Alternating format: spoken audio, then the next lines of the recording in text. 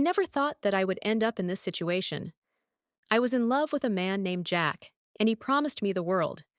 He told me he wanted to marry me and spend the rest of his life with me. And like a fool in love, I believed every word he said. As our relationship progressed, Jack started mentioning that he had some financial troubles. He told me that he needed money to start a business that would secure our future together. He assured me that once the business was up and running, we would be able to live comfortably and happily ever after. I wanted to support him, so I took out a big loan to help him out. Months went by, and Jack kept coming up with excuses for why the business wasn't making any progress. I started to get suspicious and decided to do some digging. What I found out left me in shock and disbelief.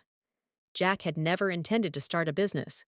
He had been using the money for his own personal gain, spending it on extravagant purchases and lavish vacations with ladies. I felt betrayed and heartbroken. How could the man I loved do this to me? I confronted Jack about his lies, and he didn't even try to deny it.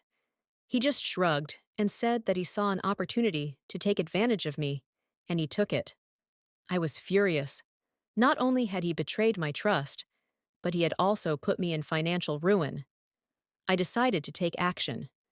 I went to the authorities and reported Jack for fraud and embezzlement. He was arrested and taken into custody.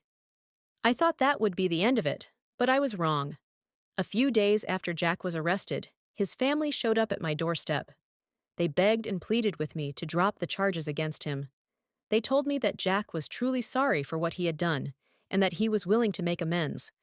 But I couldn't bring myself to forgive him. The damage was already done, and I couldn't trust him ever again.